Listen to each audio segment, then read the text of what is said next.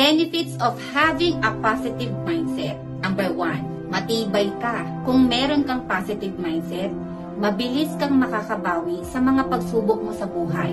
Number 2, improved mental health. Mawawala ang stress, anxiety, and depression.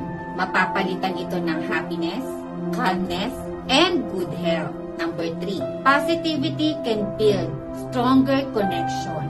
You will learn to respect and be respected. Number 4, motivated.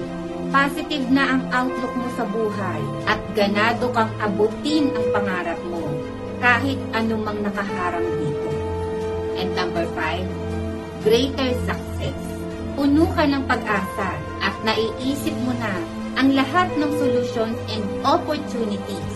Ang laki na ng chance mo na ma-achieve ang success sa lahat ng aspeto mo sa buhay. Kung ano ang nasa isip mo, yun ang magiging ikaw. Stay positive. Simula na ito ng malaking pagbabago sa buhay mo.